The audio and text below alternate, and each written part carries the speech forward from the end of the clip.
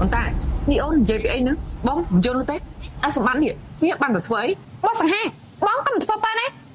បងសម្បត្តិមកសំមិញបងបានធ្វើអីមកដឹកខ្លួនឯង មែនហើយម្សិលមិញខ្ញុំជាអ្នកធ្វើអាបវាអ្នកប្រុសសង្ហាក៏មិនដឹងទេខ្ញុំជាអ្នកធ្វើដោយខ្លួនឯង ហុយអាសម្បត្តិមិនក៏ឯងធ្វើអញ្ចឹង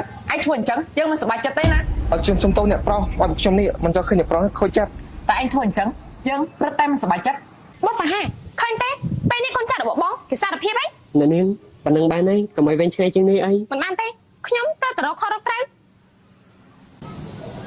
ឥឡូវចេះទៅណាអន្តាឲ្យបងសុំទោសចំនួនសម្បត្តិផងលើកក្រោយបងមិនឲ្យវាធ្វើខ្លួនបែបនេះទៀតទេ បានអញ្ចឹងគឺល្អហើយណាតោះ បានអ្នកនាង អាសំណានេះនំមិនតងងាប់ទៀតទេអាសម្បត្តិក្រែងឯងនិយាយថាឯងចាត់ការវាបានទេ ម្សិលមិញខ្ញុំវាឡើងត្រង់ហើយតាយបាយនឹកស្មានថាថ្ងៃនេះ